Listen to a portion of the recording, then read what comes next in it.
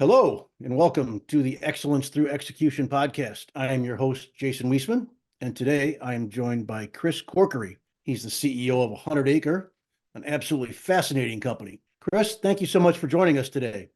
I am very excited to have learn a bit more about you and your organization and my audience as well. Would you like to kick us off with a brief background as to who you are and what you do? Sure. Thanks for having me, Jason. Yes, so my name is Chris Corkery, and I'm the founder and CEO of Hundred Acre, which is Wisconsin's largest urban hydroponic facility located here in the heart of Milwaukee. We opened 2 years ago with a very specific mission to reinvent the food system by creating a network of localized production facilities, leveraging both technology and workforce development to help bring in a healthier, more resilient supply chain of fresh produce. Our farm, as I mentioned, has been open now for 2 years. And in that short period of time, we've experienced rapid success. Really excited about the adoption of our not just our products, but of our brand overall and our mission. Yeah. And we opened specifically to support surrounding area food businesses that were suffering, as mentioned, from a broken supply chain. So with that was a wholesale distribution strategy of leafy greens and specialty herbs. And in year one, we saw immediate adoption, and so much so that we then had end users, being consumers, reaching out to us and asking where they can get our product beyond the restaurants. So we then listened and rolled out a retail line. So we're now pretty much everywhere. We've been sold out for 9 months, and we're in the process of now raising money and for plans into our next farm here in Milwaukee. Nice. For those of us not in the food business, what does hydroponic mean? I'll take it a step further. The way in which we produce this new way of farming is indoor vertical hydroponics. So it's broken into three components. Indoor is a short or easier way than saying controlled environmental sciences. So we are completely closed off to the elements and have built a farm inside of a lab that has perfect growing conditions 365 days a year, which is achieved through the proper balancing techniques of air, water, and light. So imagine a perfect summer day, ideal for specific crops 365 days a year. That's the first component. The second component is vertical. So we grow 5 levels high. They are stacks that go up about 10 feet. And then lastly is to your question, hydroponics. So hydroponics is the method of growing without soil, in which your seeds are suspended in an artificial medium, and a nutrient-rich water solution is consistently saturating your seed, which then turns into a seedling and then obviously a full-grown plant.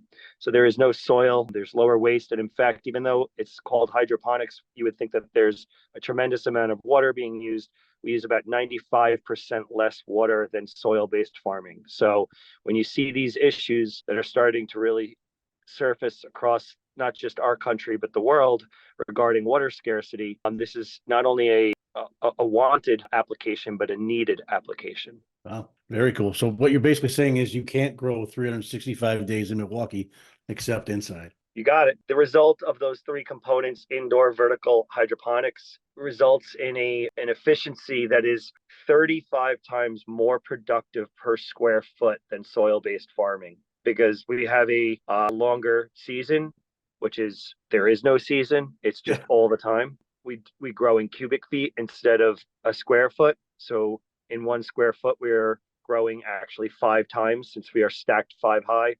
And then because of the efficiencies of hydroponics dialed into the actual plant growth cycle, it takes us 4 weeks for a single plant to grow, which typically would take 10 weeks outdoors. Wow, that is super cool, man. What I saw on the website, Sendix and Piggly Wiggly. What other major stores around here are you selling at? Let the people know. Yeah, so the majority, I would say about 80% of our products are actually through the wholesale distribution model. So you could find us at the majority of the high-end restaurants and hotels across Southeast Wisconsin. We are also in partnership with a number of universities, the sports stadiums. Yes, people actually do eat fresh leafy greens at sporting events now. We have contracts through the USDA to supply the K through 12 school systems, which feels really good. We even partner and sell through to food banks to get food to the most underserved, which is exciting. Of course, that is a subsidized program because our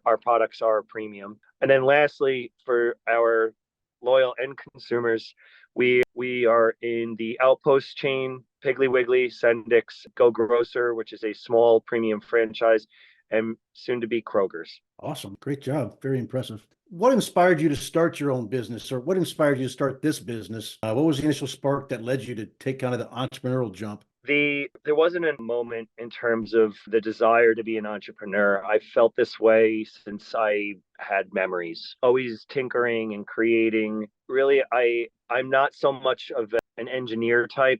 I'm more of the creative and very much an extrovert and wanting to work with people in person.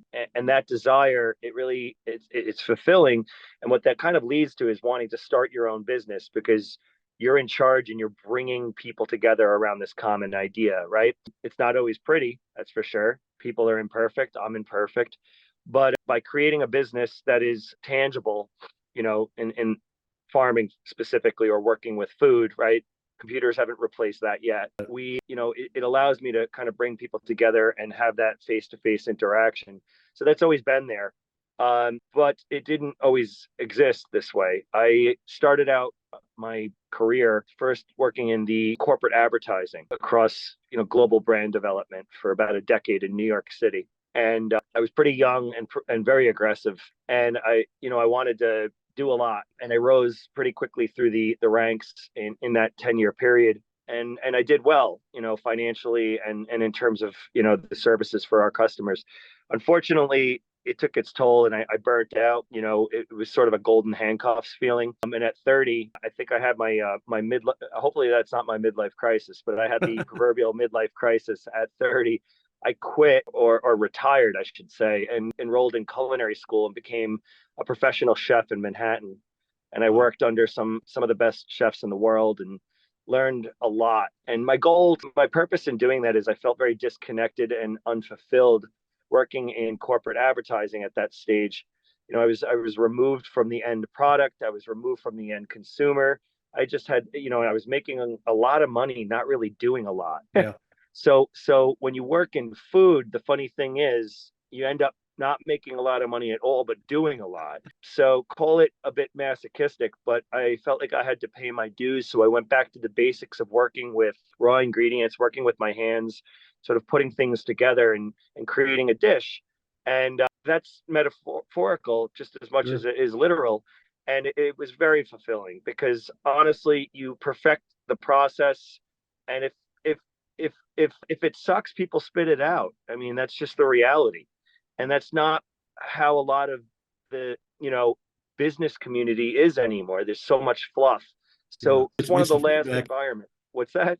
You get some instant feedback. You get instant feedback from everyone, the chef, the front of the house waiters, the customers. So there's not really a lot of room for BS in that environment. It's one of the last strongholds where it's just, get the job done. And once you do, make it better.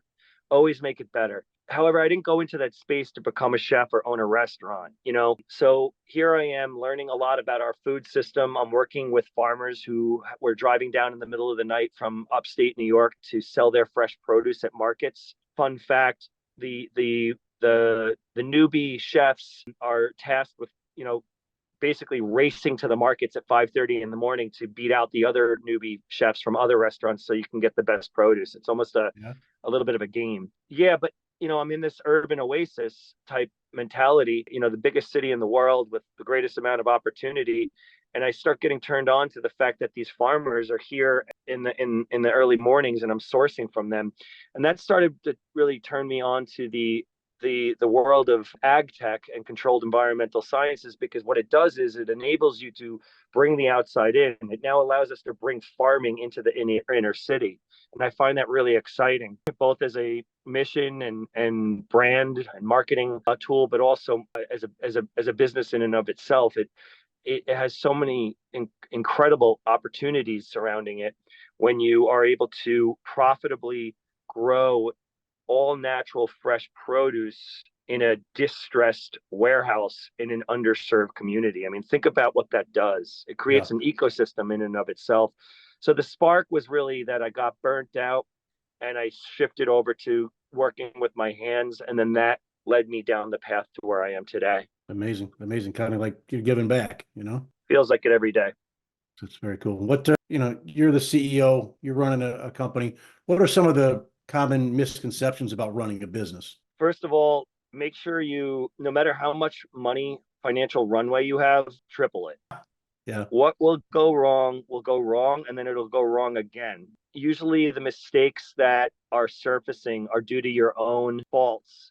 And it takes most people, almost everyone, more than once to learn from their mistakes. So the trick there is to try to minimize the inevitable mistakes or minimize the impact and kind of survive through it. And because it's an iterative process, success is iterative. Yep. And no matter how much you plan on paper and how much money you save in the beginning, you're going to make every mistakes that you wouldn't even think were imaginable. And then all of a sudden you're looking at whatever that mistake is and saying, I can't believe I did that. I told myself a million times I wouldn't. So just understand, hang on and embrace the fact that, the notion of imperfection. You have to be able to be okay with failure and be okay that you're imperfect. And that's the first thing. The second thing is, in addition to not over planning, the best laid plans get laid to rest. You need to be flexible and malleable and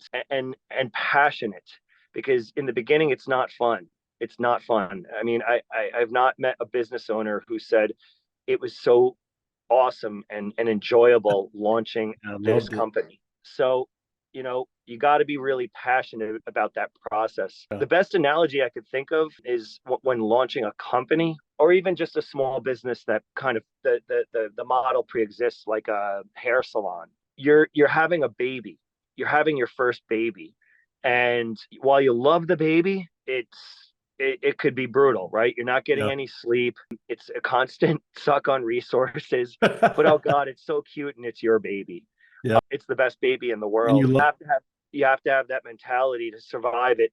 And, over time, you hope for that child, that seed, to kind of blossom into a model citizen and a friend, and something you're proud of. And that's probably the best metaphor I can think of. And so, yeah, again, I think that one of the biggest challenges is just, no matter how hard you plan, it's going to get tough. And then all of a sudden, out of nowhere, things start to click. And it almost feels like you're along for the ride, even though you're the one that designed the bike and you're pedaling. Yeah. It's going in the right direction. Stay on for the ride. How do you, you got a lot going on. How do you maintain a work-life balance running a company like that? Up until this was just a coincidence in that it was a calendar year, but up until this new year, January, I didn't. You have to make sure that you set boundaries however you can and establish the lifestyle practices and force them into your very busy day, because you're going to need 25 hours in a 24-hour day. You're going to need, so I didn't. That's a reality. I didn't for the past 3 years up until this January. And now can you hear me? Sorry. Yep. Nope. I got you. Testing. Sorry. I think we have there we go. Are you there? Yep. Great. Yeah, so I didn't have a healthy work-life balance until recently. And now what I find is, I establish what day of the week I need to take on a certain category of my business, and I set it. Okay, you got marketing, you got operations, you got bookkeeping, you got HR. All right, pick a day of the week that's your focus. And then after that, you open up your days and make sure that you're doing things for yourself, like going on a hike or, meeting up with friends or just cooking or sleeping. Sleeping is a good one. Yeah. So the hardest thing when starting an entrepreneurial endeavor that is, truly unique is you don't know what the structure is. It basically dictates you. So that's a big part of it. What happened in January? What happened in January? Flip the switch. Just some personal things in my life that led to a wake up call and getting back in touch with the my more spiritual side and, what made me do this in the first place. I ended some toxic relationships that I was involved in, or those toxic relationships ended, and it freed up my time, and which allowed me to put even more of myself into my business and fix the things that were broken. And as a result, very quickly, the squeaky wheels were stopped squeaking, and the machine was moving faster, and that success has now led to me for me to be able to breathe more and find some time in the day. Yeah, it's kind of an oxymoron. You got deeper into your work and then found more time for yourself. That's unique. What are some of the future plans for 100 Acre? What are some of the goals for your business? So the long-term vision and business plan for 100 Acre is, as I said, to establish a network of localized production facilities within the inner city. And if it works in Milwaukee, it's first of all, the single farm is scalable. That's TBD. But and then if it's in a given market, that is scalable. So we would like to replicate that hub and spoke model, which is what we call it, and we didn't coin that, but in other similar cities that can benefit from this. You got to think about what we're doing. We are revitalizing real estate, distressed real estate. We are creating new jobs. We are engaging the community through our hands-on educational programs. We are ultimately creating a more resilient, healthier food system. So it's bringing together a lot of things in an exciting way. And if we can truly streamline that process, we would like to see 100 Acre franchise. So it would become the world's first urban farm franchise. And to me, that is so exciting. That's where the passion comes from, because I would like to be able to provide the toolkit in building it out and successfully managing it, but hand the keys over to someone who is from that community. That's how we're bringing farming back to the basics. And you know what that is? It's local equity and personal agency. And I find that really exciting for how this all, kind of applies. So that's big picture. Shorter term, obviously we have to prove out a lot of things to get there. So next steps is raising money for this second farm, which is at a location we've already figured out. And we've begun our early stage development plans. And the most exciting thing about that is we sell a widget, and we've been sold out for 9 months. So when you're sold out, you build a bigger factory to build more widgets. Yeah. You got it. Pretty simple. Yeah. And so it's very exciting to think about the fact that we're going to be building out a larger form factor. In fact, one of the largest in the urban farms in the country. That is a mark that we would like to hold, and with it being fully sold out by the time we open. That's pretty exciting. That's the goal. You talk about franchising. The myth, the entrepreneurial myth, the book that everybody should read. That's the goal, right? Is to make your business a franchise where you don't have to run it and you can just hand over the keys. So that's impressive. Are you guys a nonprofit? Yeah. I'm sorry? Are you a nonprofit? Nope. We are very for profit. The notion of our mission tied back to the economic, ecosystem of our business model certainly suggests that we should have some sort of nonprofit affiliation in-house. But no, right now we are just a good old scrappy tech, farm tech startup. And we do work with a lot of nonprofits, and trust me, a lot of those folks, the CEOs, say, don't create a nonprofit. Yeah. Let them do what they do. We do what we do. It's and partner in a good way. So we're excited to serve them. Great. That's great. That's a great spot you fill. Finally, let's wrap up with this. What advice would you offer to aspiring entrepreneurs just starting their journey, or they're facing their challenges in the early business? What advice would I offer them? Yeah, what advice? What would you wish you would have known when you started out? Don't plan too hard. Save more than you think you should financially, because the plans are going to get thrown out and the bumps are going to be expensive. But don't lose that good old fashioned North Star. Make sure you are very clear that what you're doing is above and beyond, making a buck. What problem are you solving to make that buck? and make sure that you're not going to get disinterested with that problem. All right. You don't have to feed the world. You don't have to save the world. You could be providing a solution to a solution, making something that already exists better. But you really need to have that passion and that laser focus out of the gate, while at the same time understanding that you're going to pivot. So you have to remain flexible and, just hang on for the ride. Yeah. Yeah. Anything else you want to give to an aspiring entrepreneur? Some advice I wish I could follow myself is read a lot, but not too much. You don't want too many other people's ideas filling your head. You have to kind of stay lean, dare I say, stay ignorant in a way, because you need to kind of carve out your own journey. And no matter how much you read other people's ideas or plans, it's your own. You got to own it. You got to own it. You got to own the mistakes. And as we talked about before, make sure you make time for yourself, and that when there are the small marks of success, celebrate them.